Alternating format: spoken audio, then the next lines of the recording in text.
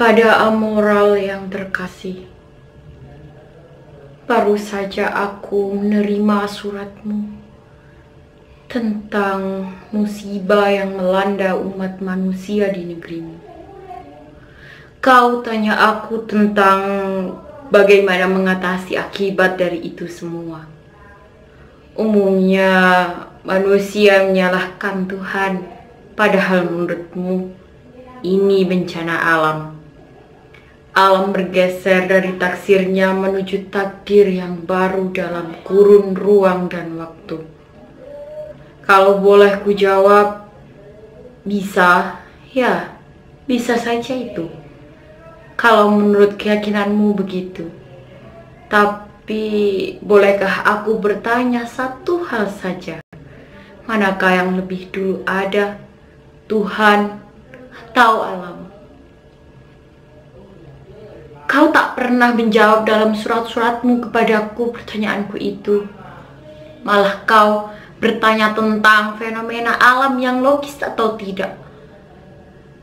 Itu akal dalam takdir kita sebagai makhluk Tuhan. Selalu kau bertanya tentang alam dan Tuhan. Tak pernah kau menerima jawaban dari apa yang sudah kujawab untukmu. Mengapa? Adakah kebimbangan untukmu tentang azas ilahiyah, tentang zat yang tak seumpama apapun itu? Adakah ketakutan dengan pertanyaanmu sendiri? Lalu, untuk apa kau tanya tentang itu selalu padaku? Adakah kau tengah memuji aku? Kalau boleh kujelaskan, aku tak pernah meragukan apapun atau bertanya apapun tentang Tuhan. Karena hal itu bukan soal yang harus diperdebatkan. Bukan hal yang harus menghambat kreativitas dan daya hidup kita sebagai makhluk hidup. Menurutku, perlu kuulang lagi jawabanku. Tuhan bagiku adalah teman kreatif dialogis tunggal meruang di kosmos jiwa. Menyejukkan, mencintai, mengasihi, mencitrai hidup kita awal hingga akhir hayat di kandung badan. Tak secerca pun kubiarkan cahaya gelap mengganggu terangnya pelita, selalu pemberi harapan. Meski kadang aku bimbang saat-saat aku bereaksi pada aksi realitas hidup, menghisapku detik per detik. Kadang keserakahan menggodaku untuk meraih jalan menuju terang dengan jalan konflik, korup, kaos. Kau tahu apa yang kulakukan? Aku menulis prosa, puisi, novel, cerpen, drama, roman, isai, dan artikel-artikel. Sekadar menghindari birahi yang bakal membawa luka-luka di dalam jiwaku. My dear amoral, kau tahu kau penuh dengan rencana. Aku tahu itu. Itu ihwal dari inti kebaikan kalau memang kau ingin sekali berubah menuju kebaikan yang kau maksud di surat-suratmu yang lalu padaku. Bagaimana membangun upaya-upaya itu? Lalu pernah ku bilang padamu, jadilah inti sejati akal sehatmu. Karena di sana awal dari citra realitas yang akan kau jalani kelak. Kau bertanya lagi dengan panjang lebar. Antara lain, mengapa makhluk hidup harus berinteraksi dengan alam dan lingkungannya? Mengapa tidak alam yang berinteraksi dengan makhluk hidup dan kehidupannya? Pertanyaanmu kadang agak bodoh memang. Kadang-kadang memang. Tapi Ku jawab juga kan. Ya, itulah kewajaran saling berinteraksi, fadilah ilahiyah. Sejak saat itu, sejak pertanyaanmu yang terakhir ku jawab seperti itu, kau tak lagi bersurat padaku, bahkan seperti hilang dalam gaib semesta. Amoral yang terkasih, yang hilang bersama waktu, di manakah kamu?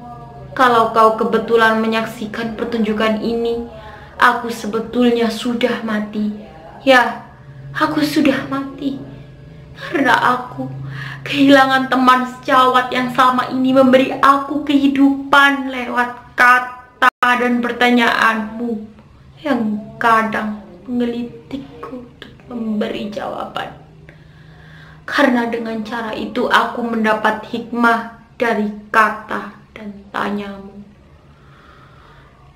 Di dalam kematianku kini, aku banyak melihat kebenaran hakikat tentang pengkhianatan sebagai bekal kekekalan. Jika kita dapat mengalahkannya atau membunuhnya dengan pisau terhunus, meski korban harus jatuh, barangkali itu yang disebut cinta terhadap sesama, membunuh pengkhianatan. Kini aku dengan leluasa bisa melihat kebohonganmu dari alam kematianku. Aku bisa melihat bagaimana kau bermain dengan malaikat hitam, melakukan pembantaian terhadap talenta-talenta yang kau miliki lewat sejuta lebih tentang kebaikan, aklamasi. Padahal kau membuat ruang-ruang berkelas, memenjarakan orang-orang yang kau sebut terkasih di dalam etalase-etalase berlogo, berlabel besar popularitas. Lalu kau pandangi mereka dari singgasanamu yang berada di sudut-sudut tersembunyi, sambil menikmati vodka, menghisap jempol kakimu sendiri, memilih waktu saat kau butuhkan sebagai budak kapital dengan sistem paguyuban.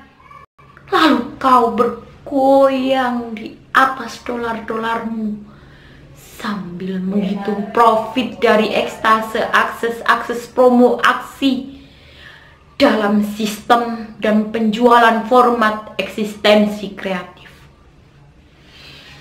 Mengatasnamakan kebudayaan, pemberdayaan, penyelarasan dogma-dogma sosiologis, antropologis, psikologis, plagiasis, narsisus, narasi hipokrisi akal bulus yang dicangkokkan dengan ramuan kepedihan kaum tertindas. Akibat politik akut dengan tampilan ikon-ikon moralitas semu karya kreatif. Seolah-olah kau di garda depan. Celaka betul, sebuah akrobat dari pesulap. Babi menjadi burung merpati sebagai simbol cinta yang serakah. Cinta kau tiupkan lewat penalaran aktivitas akting yang kau masalkan, menghipnotis kesadaran ruang menuju perbudakan. Ketika cinta saja ternyata tidak cukup manipulatif, simbolik dari akal hitammu dalam rangka menggalang humanisasi menjadi dehumanisasi, menuju sistem robotik yang gigantik, kau akronimkan menjadi paguyuban misalnya. Itulah psikologi awal dari permasalahan perbudakan kreatif.